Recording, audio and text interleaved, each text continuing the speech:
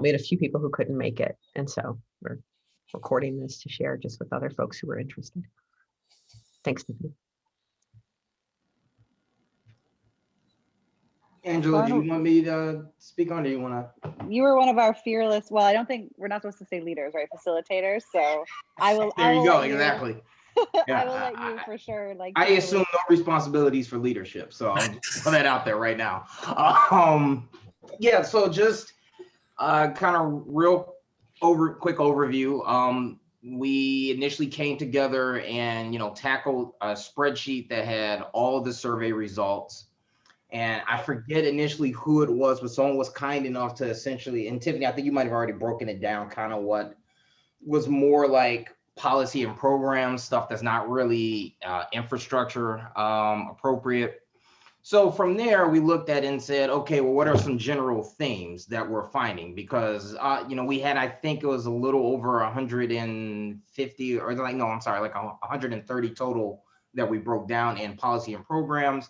And then, we would obviously get some repetitive statements. Some would just be word for word repetitive, but some we can tell, like, just clear example, defund the police, or it's X, Y, and Z, defund the police. So it's like, okay, we had examples of that where, okay, let's get some themes and then let's try and shorten with those themes. Do they cover broader issues that somebody suggested something, it wasn't quite popular, but it's tied into some of these things. And, we hashed that out and came with a collective effort, just trying to shorten that as to what would look like ballot language.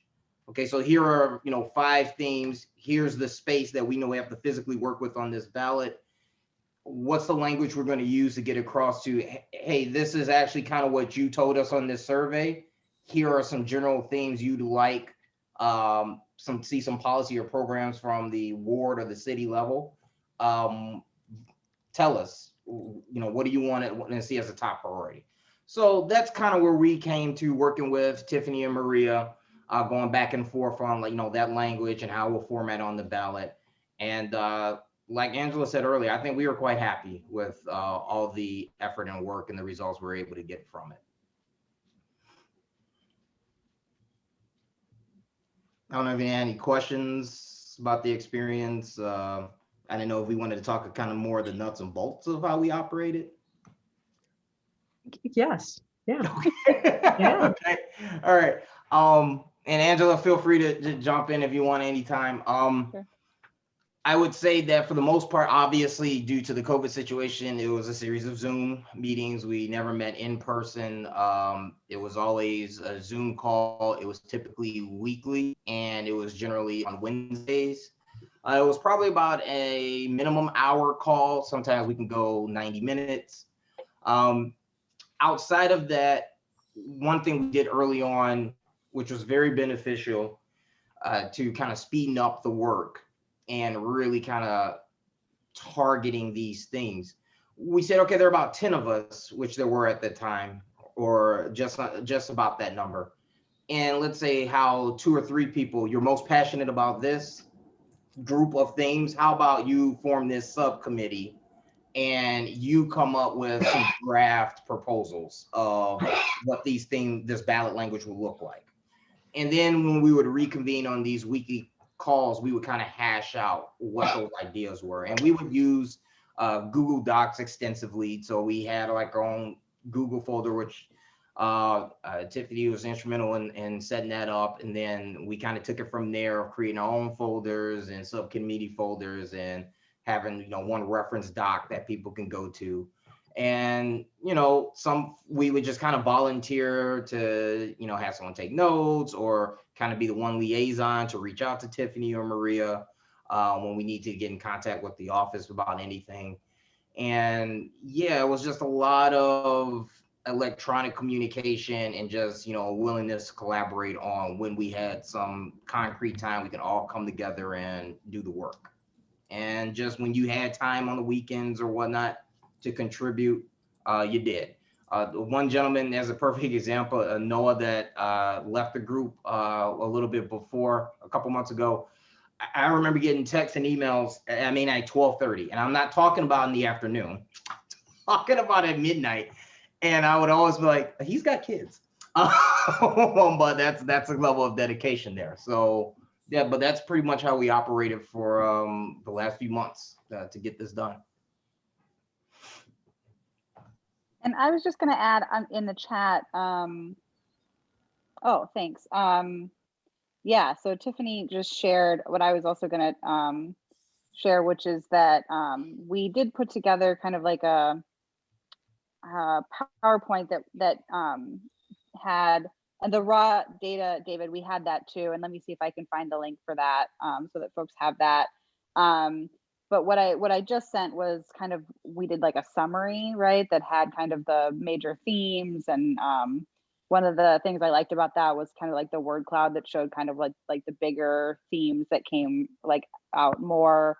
And then on that document there, you can also see that we had the 5 like major themes that came from the original survey results.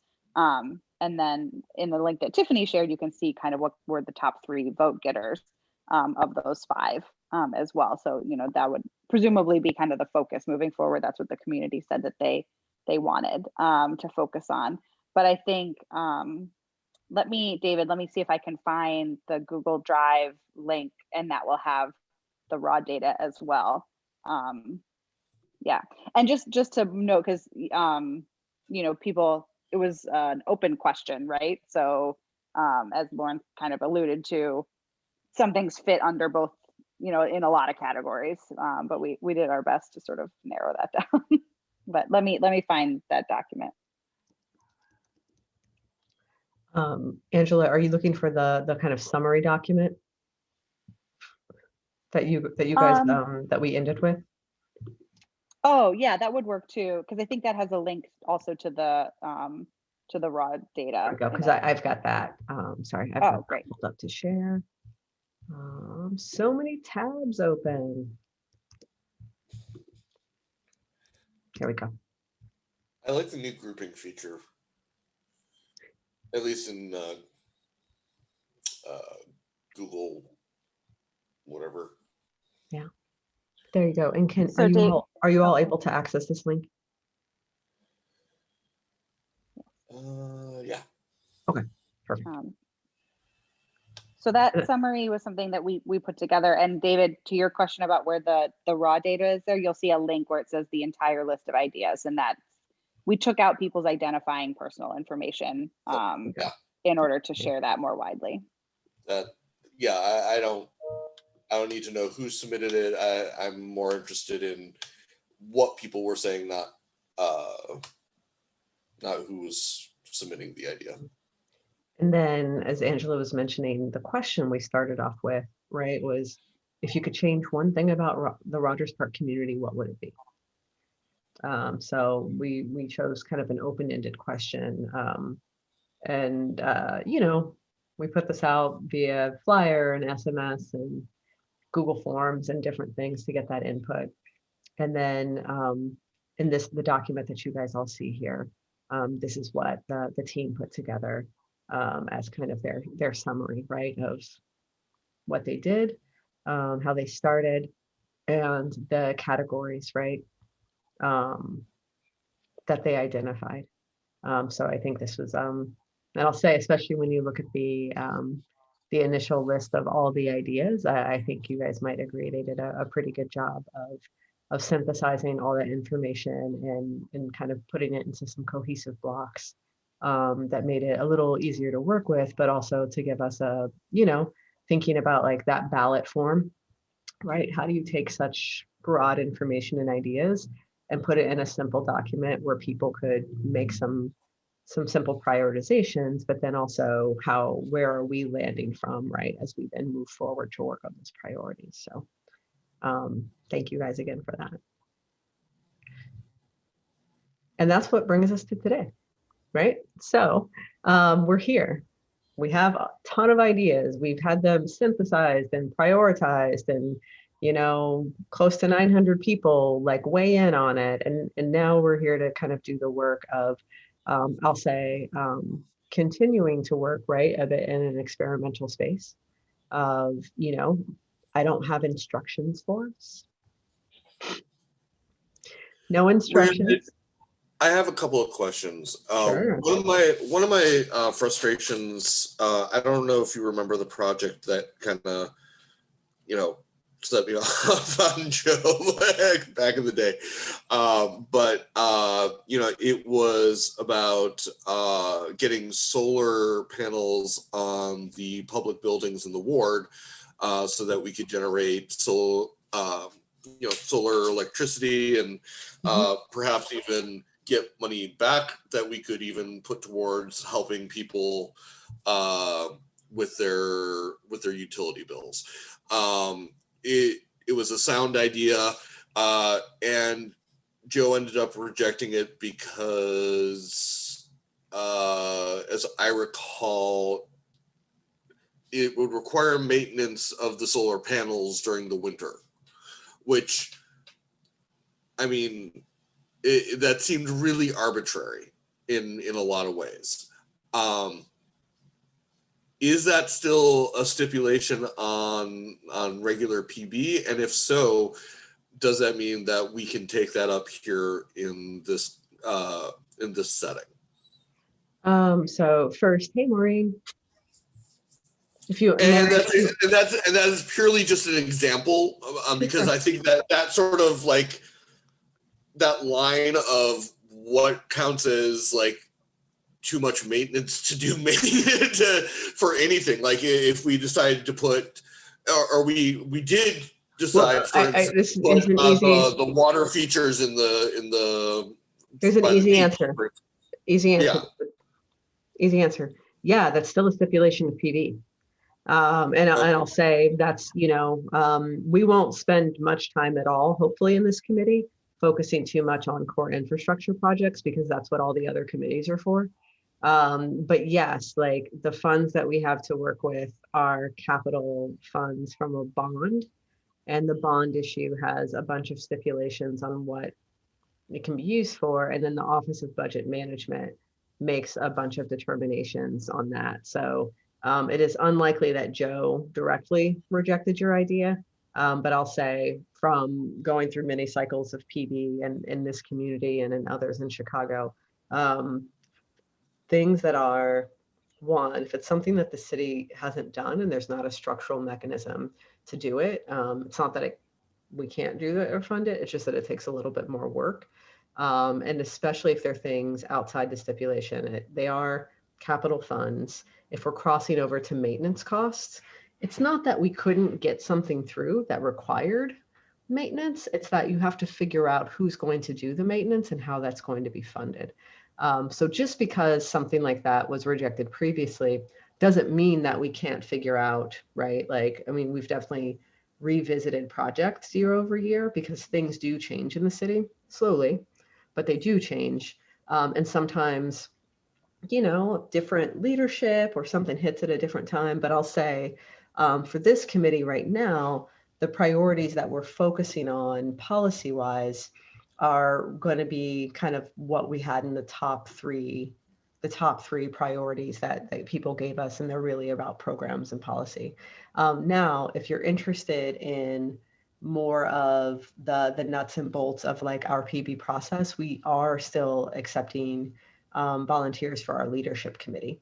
And that's where more of those discussions, and I think most importantly, during the process itself, right? So during the process itself, when we're getting those ideas and having to go back and forth with CDOT or with budget to kind of figure out how something could be implemented, that's definitely the space for that.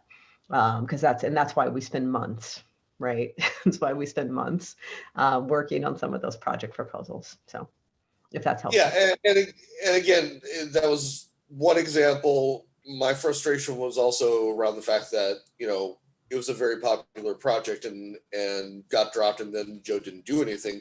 Whereas you are creating a whole new system to facilitate projects that don't fit under PB. I appreciate that, and I see the difference. So I don't want to mar the PB process so much as how it was perhaps handled in the past. I do want to make sure that I know where things fall along that line so that I know Sure. what to submit to PB and what is more appropriate for this realm. Perfect. Thank you. No, and that's I think a good place. Angela, you had something to add. Yeah, I was just going to say, I think that that's a good segue. One of the priorities that came up was like the idea of a community hub, right? And so that would obviously be like very different than something that would be in like traditional PB, right? That we could explore in this space, which would obviously, depending on whatever version it took, require maintenance and all of that. But that's, to me, like that's kind of the distinction, right? Is there's sort of like longer term projects like that. Yeah, definitely. And I think that's helpful, Angela. And I guess I'll say along the lines of David, your question too, I'll say this is in addition to these three priorities, right? So, the youth programming and support, restorative justice and community reinvestment, and housing security and zoning, right? Were kind of the top three priorities that people identified. So while these will be focal points, I think it's helpful, one, to kind of see from the document that you guys have, like kind of what nests under that. And again, this is a space where we need to operate with some kind of structure, right? Or else we'll just spin our wheels all the time. But it's loose, right? Like it's loose. And I think that's to help us be kind of responsive, especially on the non-policy things, right? Some of the policy and legislative things can be a little bit more concrete. We can have a time frame, we can build through that. Some things there are already ongoing, right? So, looking at what we have under kind of the policing and restorative justice piece. There's some ongoing legislation that could fit into that work. And then maybe there are also new ideas or things that aren't already on a legislative agenda that people are interested in working on. But I know there we have a couple concrete things to attach to that I will be sharing with you guys, right? Like, hey, here's some legislative things that I'm working on. Here's how I could use help, right? How do you guys want to be involved? And here's how we get this passed, right? Versus something like the community hub, right? Which we really would be starting kind of from scratch. And so we'll be flexible and, it'll likely involve working with people not on this committee, right? A lot of it and doing some research and figuring out how we get creative. So if that's helpful, to have some light defining lines in a way that's not too restricting. So hoping that we can kind of hold that space as we move forward. So with that, I actually wanted to share a few of the policy things then that are already in progress or that we're working on that fit into, right, some of the categories that the committee identified.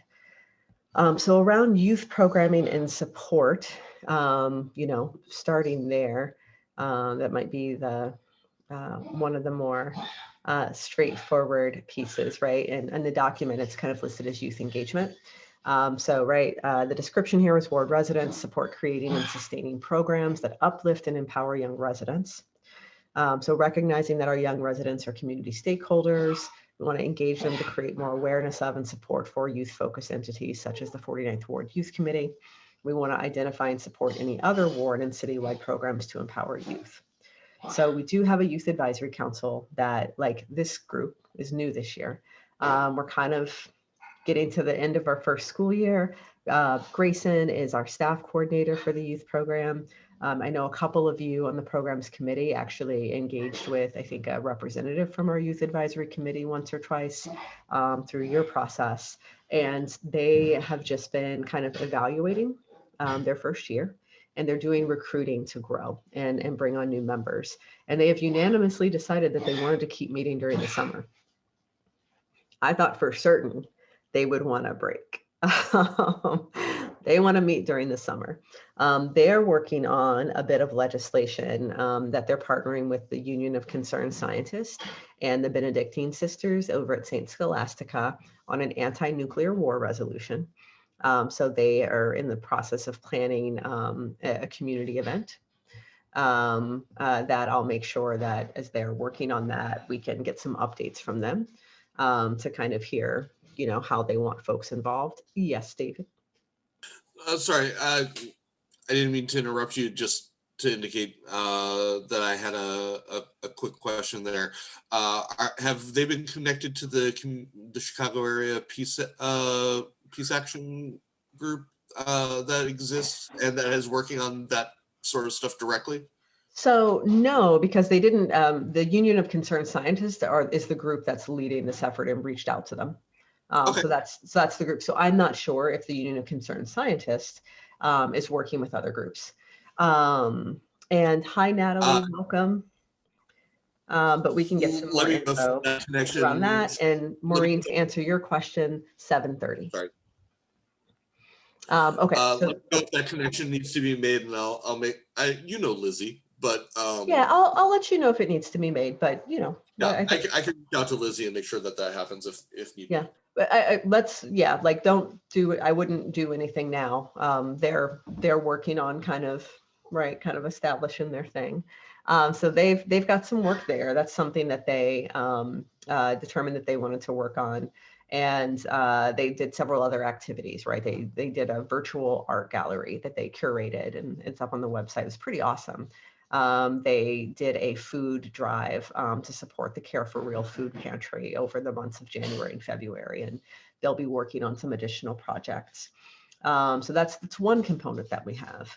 And then today I had a meeting with the Chicago Green Corps. So many of you might be familiar with the Green Corps Chicago. It used to live in the Department of Environment when Chicago had a Department of Environment. And was, envisioned as both a youth program, but also an adult program focused on green jobs and workforce development, and really cool, interesting, important things. And so they've been a little, right before the pandemic, they got a new director. They were kind of working on a few things. They did lose some funding, but they're back. So Brian White, actually in the neighborhood, knew the director and so made a connection. So we met with Sullivan High School and the Chicago Green Corps, and we're going to have a meeting with them probably once a month for the next couple of months. So I'm sharing this because if kind of a youth works program is something that folks are interested in here, I think that's where we might want to include folks from this committee on that next meeting. So today was an intro meeting to kind of hear about their program and what they have. We've missed the deadline for summer programming for Sullivan, but we're looking at something for the fall. So I'll be talking to CDOT to see if we can't kind of, I've been tipped off that we might be able to sneak in right at the beginning of their relaunch. And in addition to working with students at Sullivan, they're also able and happy to work with folks who aren't necessarily at Sullivan. So as we talk about maybe some of our students that aren't in high school, or the programs that they have for folks who are 18 and older. They initially were developed specifically to work with adults who might have been justice involved. So we had some great conversations today about a youth probation officer that lives in the neighborhood who's always looking for opportunities for some of her youth, and about a few things that we could do there, and maintaining some of our green spaces, our gardens.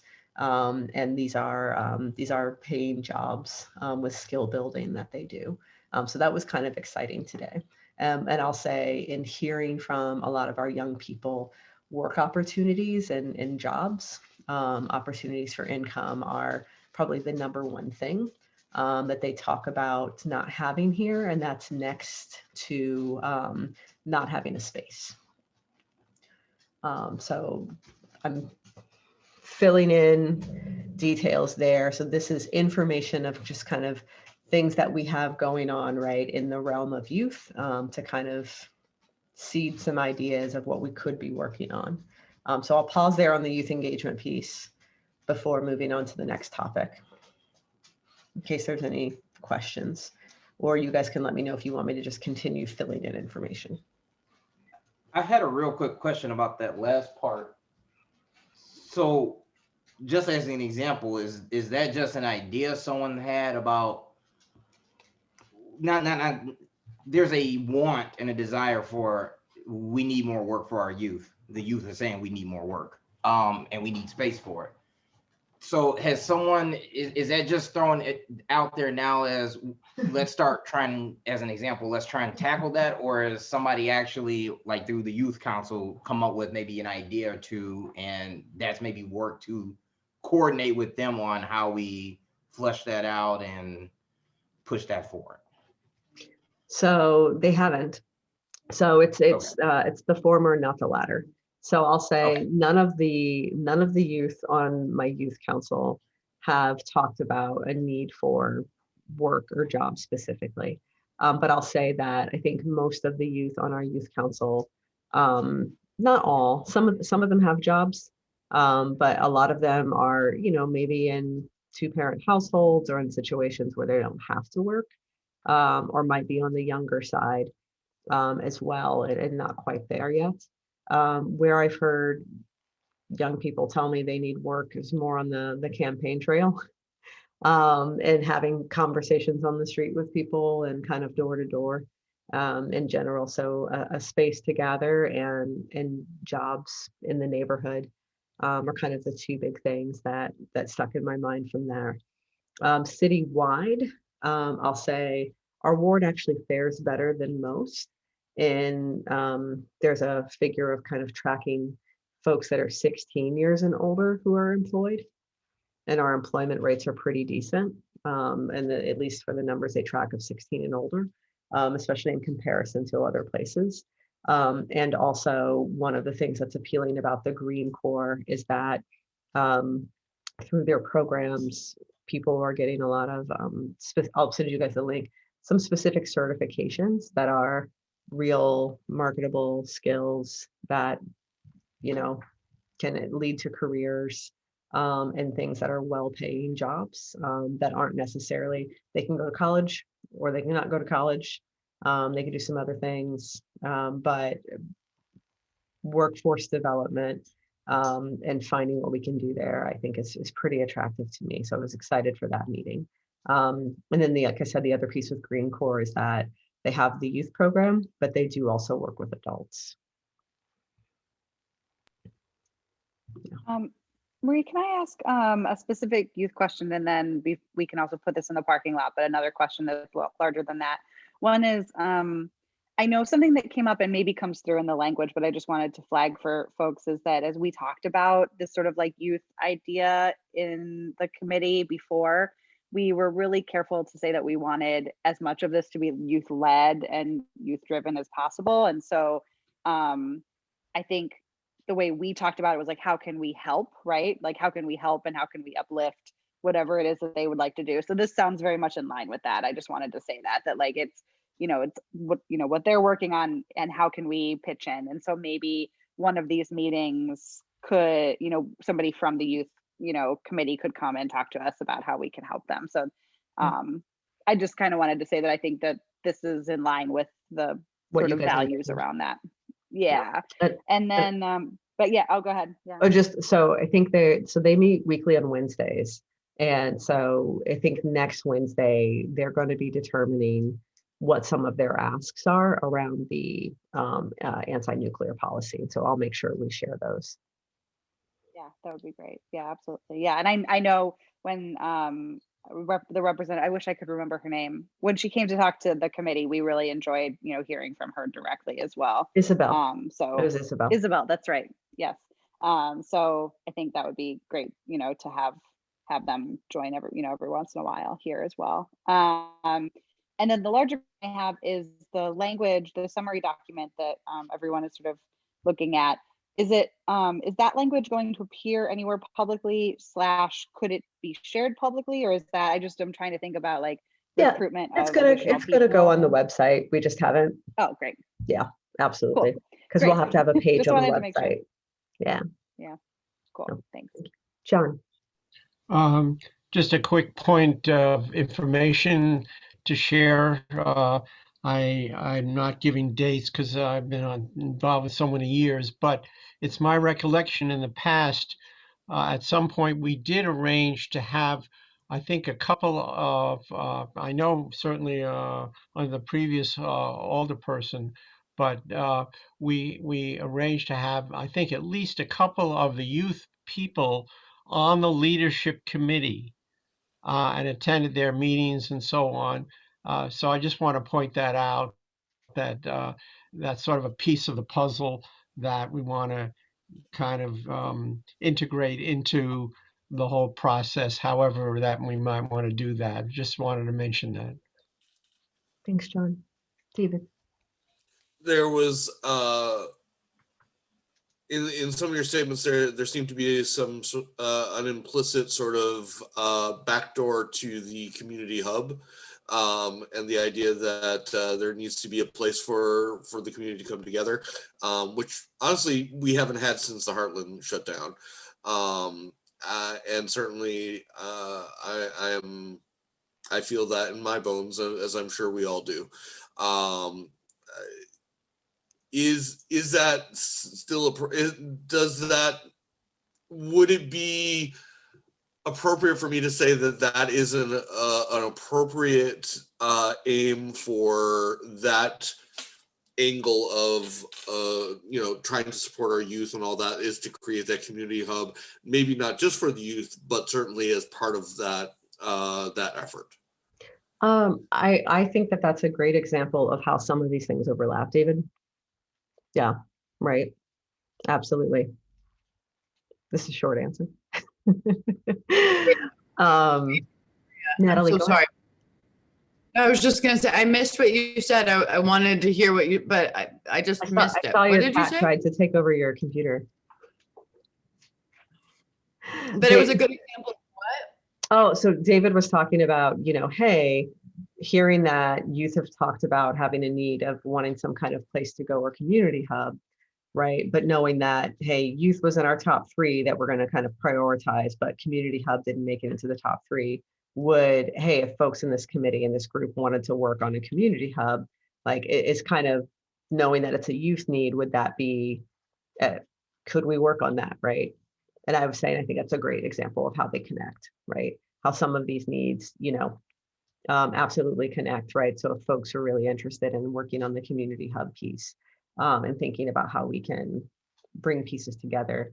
And to that, I'll say, I know that Lauren and Angela and Tiffany have heard this spiel before, but I'll share it with the rest of you.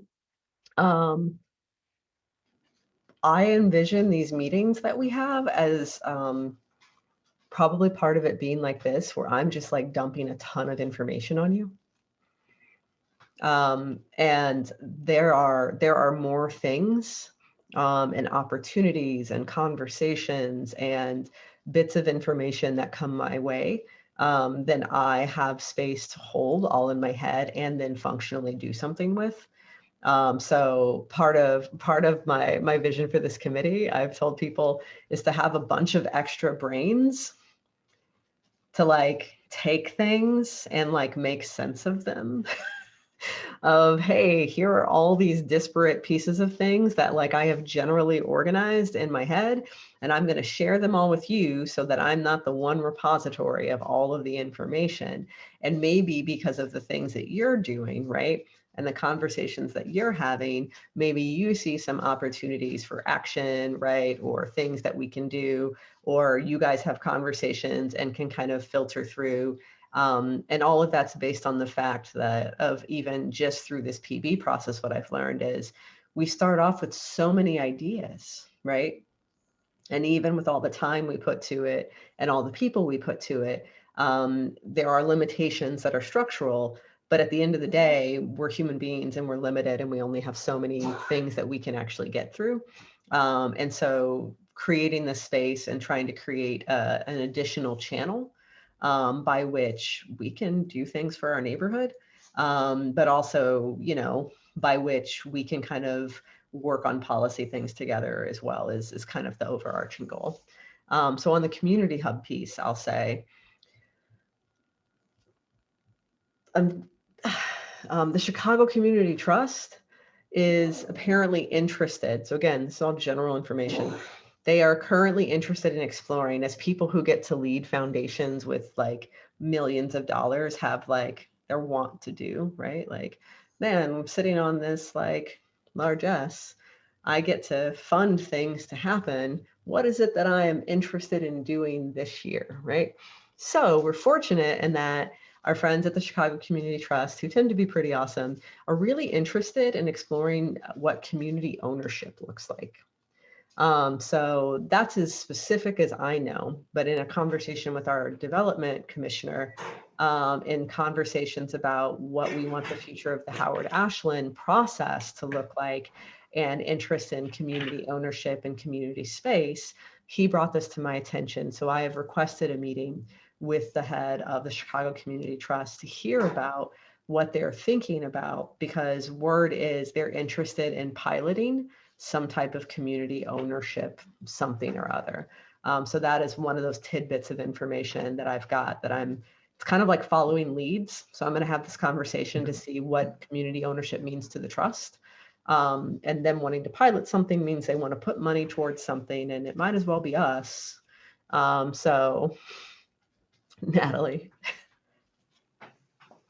No, laughing at something else, which is not nice, but it was yeah, it was something unrelated. But I was main stage, Maria. You know, we were talking about the main stage. So is this like the conversation on a building in particular? Oh no, Or- I've told you all of the conversation. Right. That's it. But it's I interesting. heard- This is in the air, I think, because I just heard about a similar kind of concept. About everybody knows about the High Ridge Y situation, and the next thing that people are trying to figure out is, well, is there another property that can be turned into this? And there's a guy whose name I can't remember, who is the Asian American, I don't know. Advancing There's justice. no. Anyway, there's a service group over on that direction. Asian American Human Services. Yes, I think so. Yeah. And I can't remember his name. I think it's Craig. It's like things are pinging out there in donor land around this was all I was thinking. So anything that you learn about that is probably a great idea. So out of the PB situation, I was on the arts committee also, and there was a community member who brought his idea, which was taking over the main stage as the 49th Ward, as a collective performing arts center, a cultural center. And it wasn't looking like that was going to be possible with PB, but I made friends with him and I was like, I love your idea. I'd love to just support you in general as a person. So we're now friends. But so we had like a neighborhood committee on our own, looking and searching for people to see if they would invest. And we went through all of these little and bigger hoops with it's Torrance, right? Yeah, and we met with him once. So anyway, that just to say it here, as the conversation, it's still for sale. Tawani owns it. Jennifer Pritzker owns it. And we've already sent a letter and the request and everything else. But yeah, it's like, I can't remember how much, but it's around 2 million or something. I don't remember, but we have more information. So if it is something that we want to bring to the table, I can ask Jania if he wants to come to a meeting and like kind of discuss where we got. And it was a bunch of 49th Ward residents who came together just on our own. We could take it over. Yeah, no, that's fantastic and helpful. And I think one of the things that you guys will have to think of, because the whole point is I'm making you guys think about these things, so I don't have to. But one of the things you guys will have to think of is, I think, Natalie, that's a great example of exactly why we need a space like this, because 49th Ward residents are always coming up with really cool projects and independently working on things. And how do we connect to that, right? Like, how do we connect, like knowing that there's already an interest, people are already working on things. Maureen, the High Ridge Y group is the same, right? We've got groups of people that are either working on saving a community space or taking ownership of a community space or creating a community space. And I'm pretty positive with the people we have working in these spaces and the will that we've got and the need that we've got, that we can probably make it happen, right? What the pathway is to that is unclear. But thinking about from this committee, if folks think, all of us working on everything won't work. But so thinking structurally of how it might be. So like, Maureen and Natalie, you're each part of groups working on these projects anyway. So maybe it looks like kind of just sharing the information back and forth, and like, I'll have this meeting with the trust and figure out what it is that they're doing and then bring that information back, right? Because maybe there's some piece of that that's around the funding that could work for one of the projects. I don't know how that sounds to folks. Yeah. That's really great. And just to be clear, the High Ridge Y thing is really very 50th Ward focused, or not 50th Ward, but that west side of the world focused.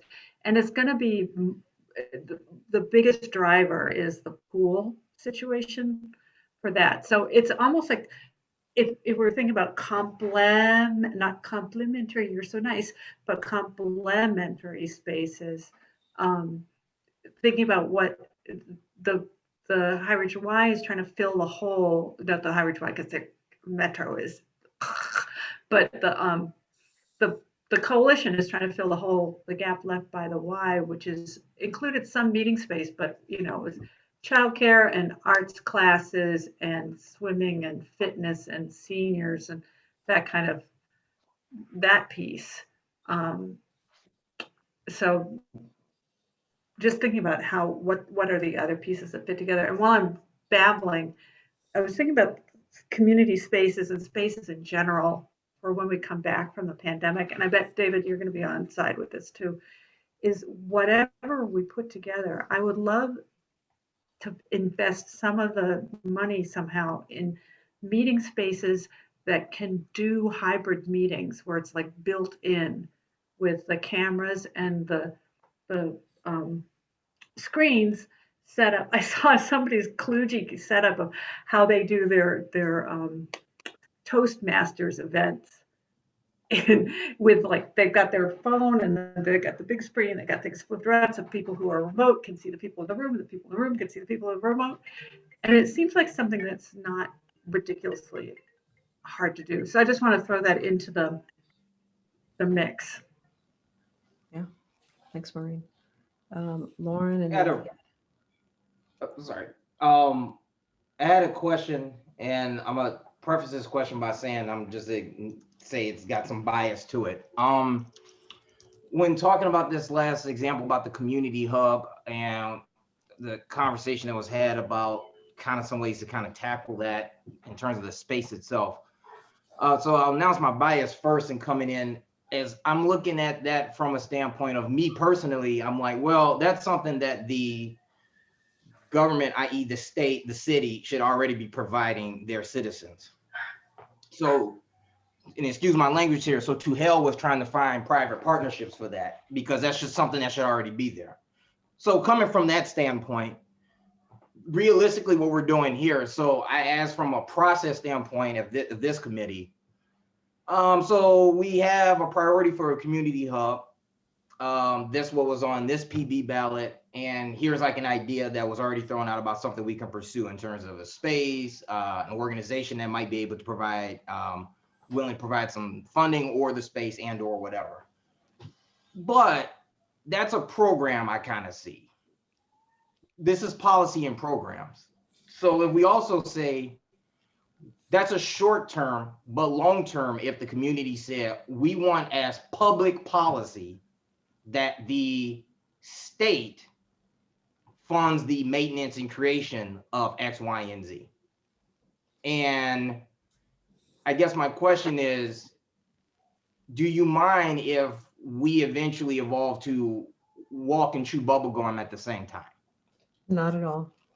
Okay. Thank you. That's it. Yeah. David, and then Andy, and then Maureen. Thank you for that, Lauren. Beautifully stated. I think, we talk about a community hub, and obviously the number of things that have come up in various conversations over time could literally create a space as big as the Thompson Center.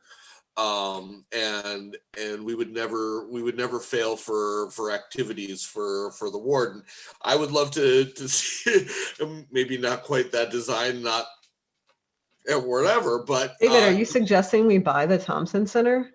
And transplant it to the 49th ward? Yes. Yes. I mean, they want to get rid of it anyways. Let's take it here, right?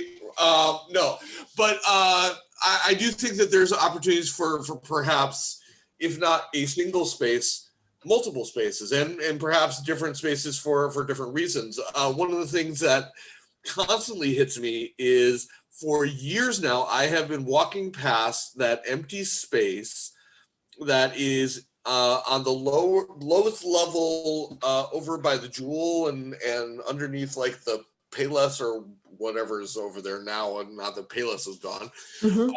But you know the space I'm talking about up by Howard. Yep.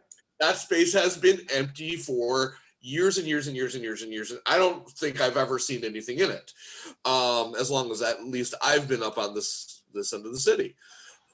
What an interesting space that would be for, you know, a business hub, or for some sort of a maker space, or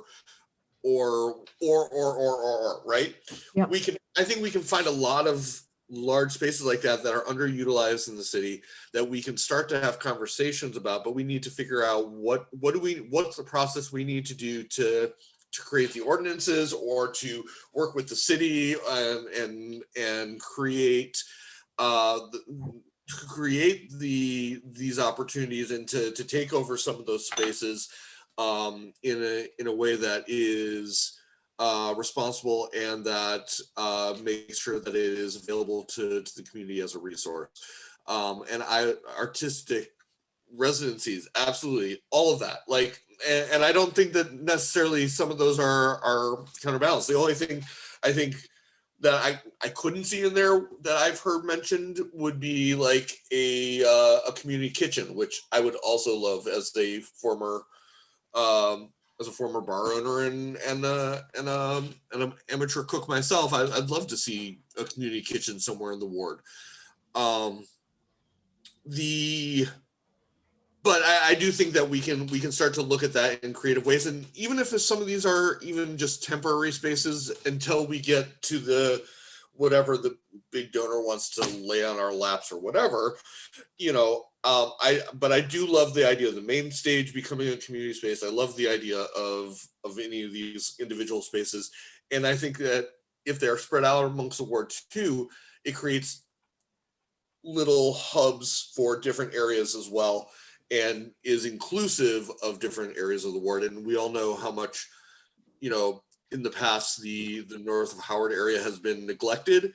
Having more resources and more cool stuff in that area for people to get involved with, I think would just be beautiful. So, and they're basically my neighbors right here to the north. So I do think about that on more than a few occasions. Thanks, David. Andy.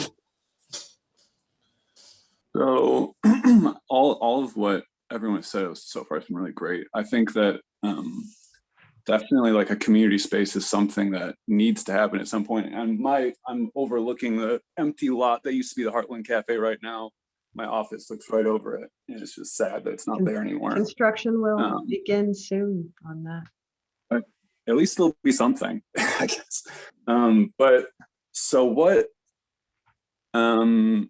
I mean, I think all this revolves back to, and I think Lauren touched on this too, is that we are all paying into a system where our tax money is being extracted and it's going somewhere else and it's not staying here.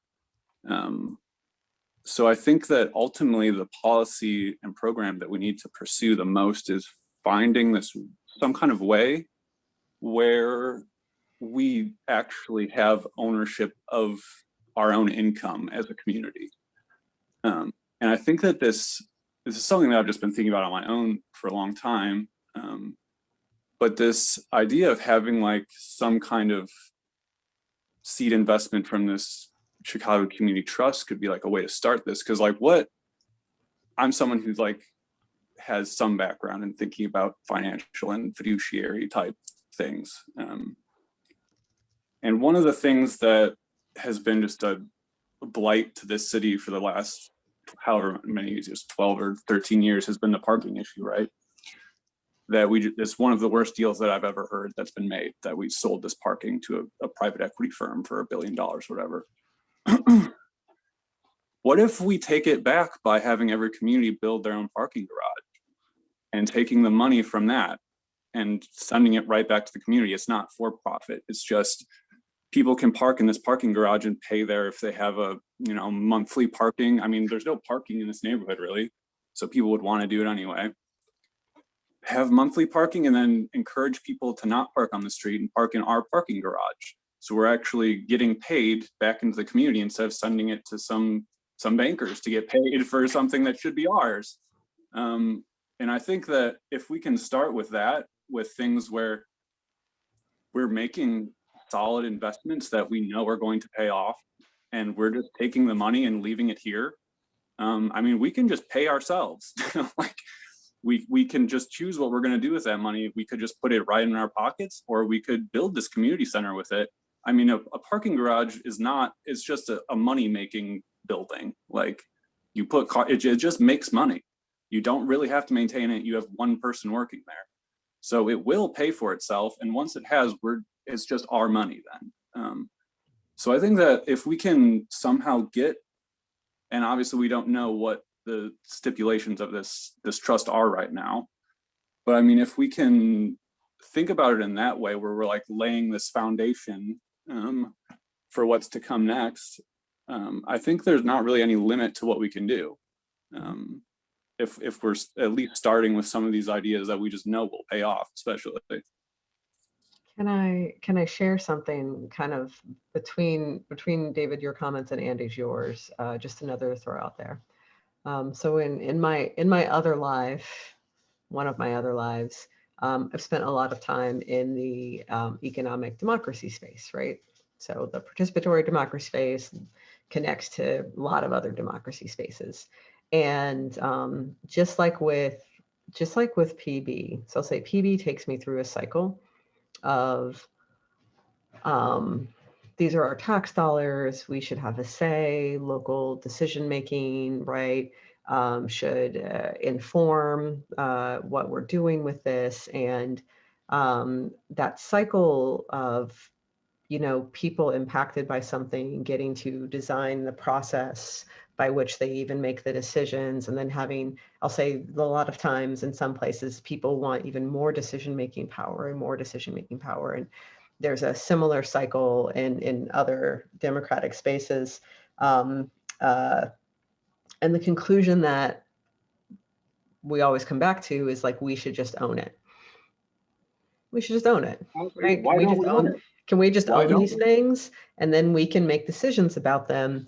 And I think it's really interesting. And if I live long enough to continue to follow some of these paths, and if I stay here, then what I think we would eventually end with is just like Rogers Park leaving Chicago and being its own little city state, right? Like that would be the inevitable conclusion of just forming our own government and owning our own things, and that's where we would begin.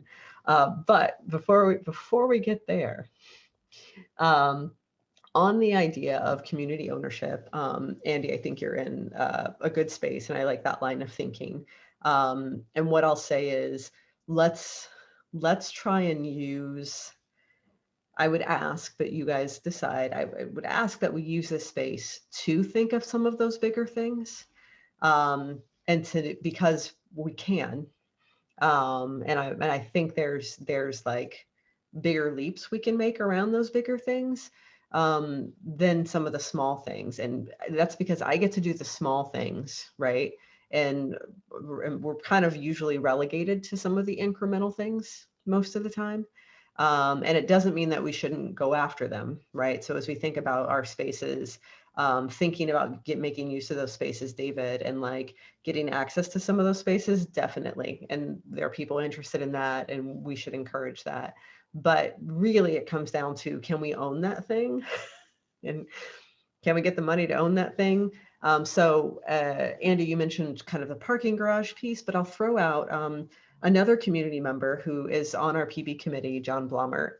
He's on our leadership committee. And then Ashaki McLean from Family Matters. I put them together because independently during the pandemic, everybody was thinking of things, right? So Ashaki and Family Matters were looking at setting up a mesh internet network around Family Matters to provide more free internet access for their families. Independently, John Blomert, who has interest in some specialty in just kind of tech stuff, was working on also thinking about how could we provide better internet access for students around Gale. And long story short, we've gotten to a place where I put them together and I've got another volunteer or two that's interested in helping them.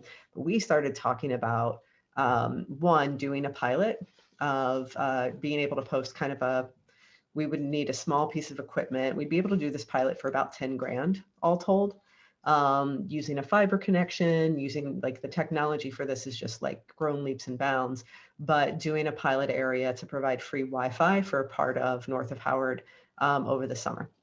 Some steps down that path though, also, there are a lot of people who are creating their own wireless internet service providers. So these WISP networks are another way to create income and enterprise. So just throwing that on the table too, and I'm sure John will get connected to us at some point through the PB side, but I want to say that that's another thing. So as you guys are thinking about kind of community ownership and community means of kind of income generation, that wireless internet service provider piece is real and attainable. And it's another space of, hey, we could have internet, wireless internet in the area. It could be owned and accessed by community, and it could be a revenue source, right? It could also be an amenity, but just to throw that out there. So, and then Maureen is next. Great point. Yeah. So I want to, this is great. And I'm like loving everything that's been said, but I want to go a slightly different direction. To go back to what Lauren was saying, and sorry, I'm on my work computer, somebody's pinging me, and I'm just saying, give me 15 minutes. Because it's a global company and she's in Australia. So Lauren, you were saying something that really resonated with me, which is that we are paying for things right now. And there are places in our ward that are supposed to be community spaces. There are field houses, there's a library branch, there are schools. But all of those things are part of some very big and massive bureaucracy that I think we feel excluded from, and we feel like we don't get to drive some of the choices about how those places are set up and what we can do with them and how we can work within them. So in addition to creating our own space out of nothing, which is a lot, because there's, if you're going to have a building, you have to manage the building and you have to operate the programs in the building and all of those things. What about the places that are already supposed to be serving us, and how do we make them serve our community better? Does that make sense? Mm-hmm. Mm-hmm. If I can jump in there, Maureen, I'll tell you, and this is something I was going to bring up earlier. When we were talking about the community hub for the ballot language, a lot of those ideas that were mentioned, that's exactly what folks in the community were saying, where we already have publicly owned spaces, schools, libraries, parks. Why aren't we just saying creating a network of they already have their own programming that might start to get at some of the stuff we're already talking about. Maybe the issue is there's not a web of saying this is the community hub or a community hub, and this is the programming that is offered at this community hub. But by the way, some of these programs are located at this location, some of these programs are located at that location. But we also looked at it as that solves the issue of, well, like who's this reaching? Because it's one thing to say you got a hub in one area of Rogers Park, but then everyone else has to come there, as opposed to, yeah, but my library is 2 blocks down from where I live, and I can go to that program too. So we talked about that. So I don't want to lose that. If there was a focus on a new space, but there was like almost equally a focus on, let's focus on the spaces and programs we already have. And I just want to respond back to that I think when you just said the word web, and I was thinking about the networks that Maria was talking about, it can be, we don't have to just be thinking physical space. That way, if the library's running a program, you could participate from anywhere. Exactly. And we have field houses that are reachable, I think, for most people. There's physical space. I mean, Passion Park is puny, but there are, if you leverage the field houses, you have a good scattering of buildings that things could happen inside of. So if the investment were in technology to connect all these places, rather than the buildings that already have staffing and already have maintenance. The hard part is those buildings are not open a lot of hours, like the library, especially. The library has beautiful meeting rooms, but you can't meet there at night. But I know I didn't have my hand up. I can't see other people's hands, so I know I'm out of turn. So I'm going to stop. And I just want to pause too. So we've got a little less than 15 minutes. Where I'd like us to end, so I'm just going to say this, where I'd like us to end is to just set some reminders about, we're making these monthly meetings.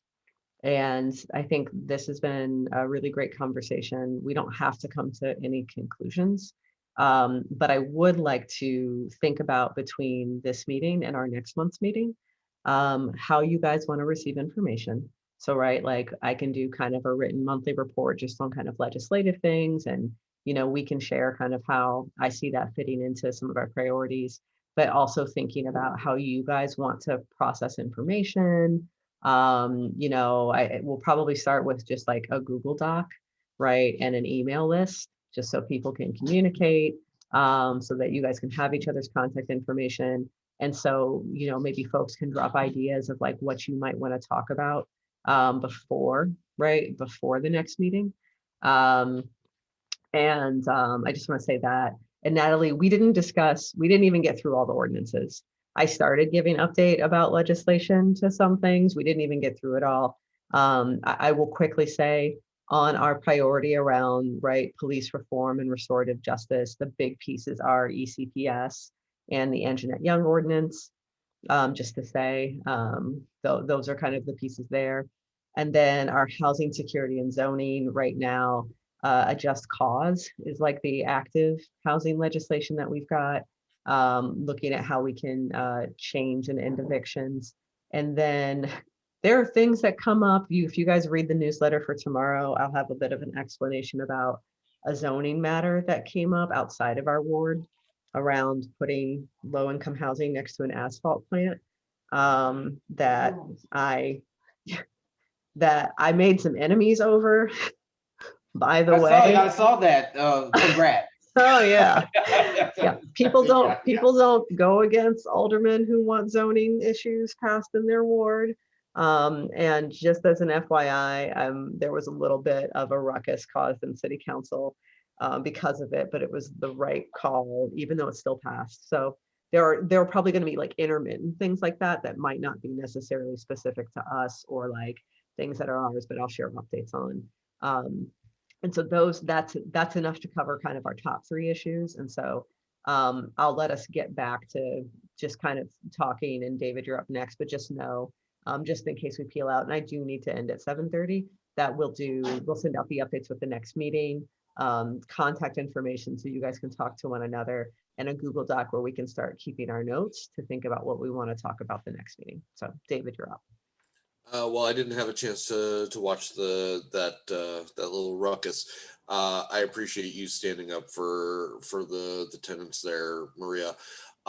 Back to the issue on different locations. One of the things that we will need to address, and that can perhaps come to some kind of legislation, is transportation.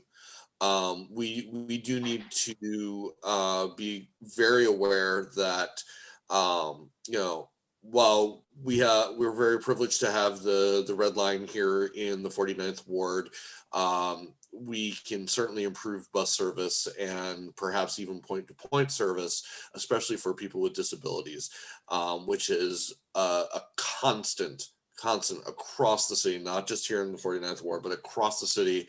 Paratransit is ridiculous and horrible and needs to be reformed.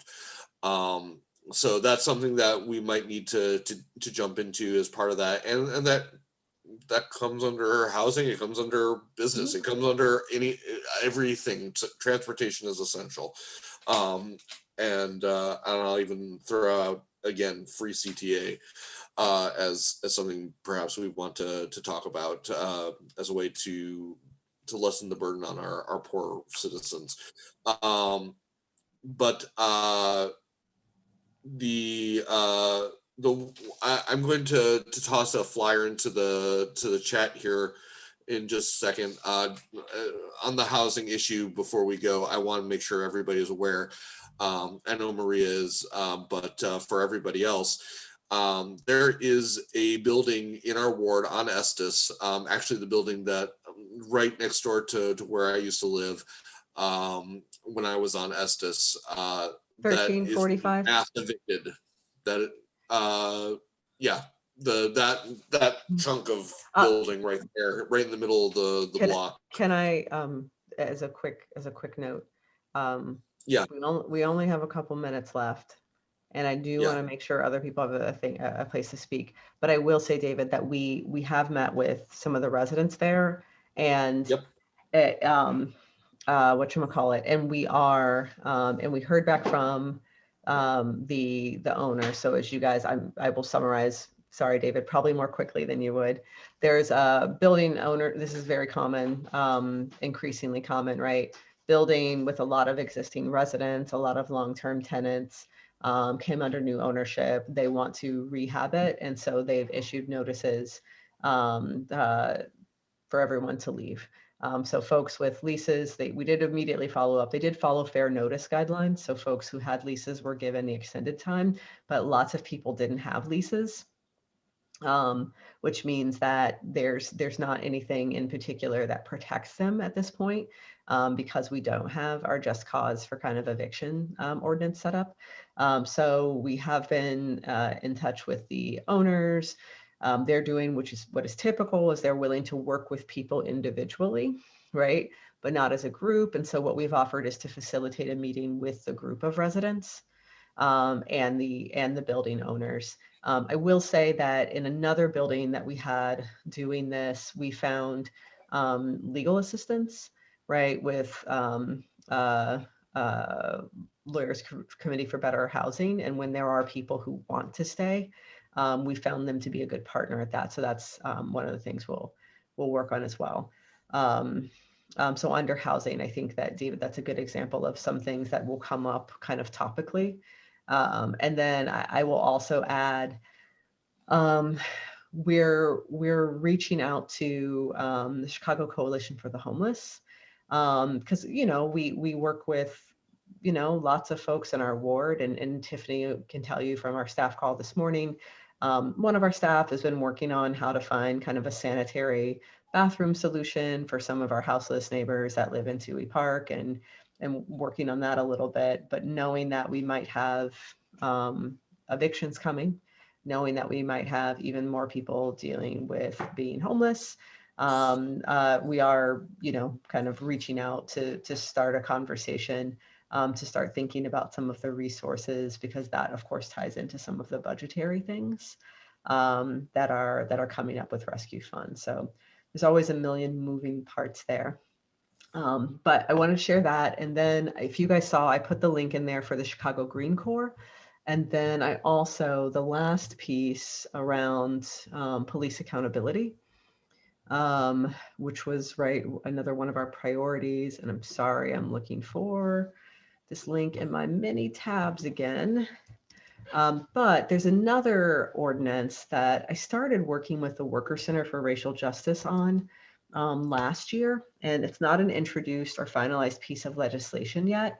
But we did a legislative briefing on Monday for other alders, and this is a equitable public safety reinvestment plan they have. So as we talk about defunding or divesting, this is the only plan I've seen so far, and it's a pretty good one and a great starting point that looks at, hey, we want to over 3 years divest this amount of money, kind of an increasing percentage from the police department, and here's where we want it to go, right? Here's how we're going to build out a different public safety network. Here's how we're going to build out our social services. So they've put a lot of work into it. And this is so this is just to give you guys, this is their kind of info sheet on it. So if you want to take a look at that, but again, we'll share out an email for folks, reminding people of our next meeting, sharing some of these things. So stuff that we're working on, and then providing that space for you guys to start filling in as well. Real quick before we get out of here, thank you for sharing all that information, Maria. To that last point, when we meet next month, will between that time and next, will time have passed before this committee, if we wanted to review these things and offer any ideas and comments? So would this that is, have passed already on some of these? well, so I'll say, like this last thing I shared, right now, it's not even an introduced ordinance. Right. Like right now, like there's no particular action point other than like, hey, why don't you look over this and maybe we can talk about this some more. I'll say the other things, Anjanette Young, I can give you guys updates on. I'll say there'll be some digital action days coming up, right? For folks to just kind of get more sponsors on board, and ECPS hopefully we'll be voting on in June before our next meeting. I don't think there's anything that I talked about tonight that is either that's in a stage where, hey, you need to know something about it before the next meeting. But I think if what we can establish is, that I'll share these things and kind of, we can start with that Google Doc and then make some notes about, hey, like if there's something that I need like input or feedback on, in advance of that meeting, then I'll make a specific ask of that because, we can always hop on a Zoom if we need to. But at this point, at least between here and our next planned meeting, I don't believe we have anything that's at that stage. Okay. There's the last thing. Maria, sorry, there's the possibility, Maria, that we will be able to get a hearing scheduled for the just cause for eviction ordinance. Sure, a hearing, and we're hoping to get a hearing for Anjanette Young in June, but not set. So like we can share kind of those updates too, right? About, hey, there's going to be a committee meeting and maybe there'll be a hearing and you should tune into this.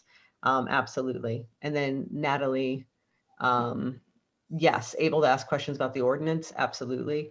And I think the best bet, let's see if we can stick them in the Google Doc. So again, we'll send out a Google Doc to you guys, probably not tomorrow. Tomorrow's our second shot vaccine event. So it's a bit of an all hands on deck day for that. And so probably by Tuesday, if that works for folks, we'll kind of get that information out and then use the document where people can start building out questions. It's the better last thing I was going to throw out there. My email. Oh, sorry. Go ahead, Lauren. Say that again. I was saying the last thing is, I don't think you have an issue with this, but we as a committee, when we're doing the ballot language, and it kind of FYI to everybody else, we took it amongst ourselves to like just meet and do stuff between meeting with Maria. So I'm sure you don't have a problem with that. So I'm just throwing it out. Please feel free to meet and we want to talk just to one another encouraging us to email us me. amongst ourselves where we can schedule another meeting to start doing this work. So absolutely. Just throwing that out there. Yes, anything you want to do and work and think and plan before meeting with me next is very much encouraged and welcomed. Yeah. Fantastic. Thank you guys. Thank you all for being here. Thank you for all. I feel like this is very energizing. Lots of good ideas and energy, and we'll keep that up and we'll keep it going. And I appreciate you guys continuing to experiment with our office. Thanks, Maria.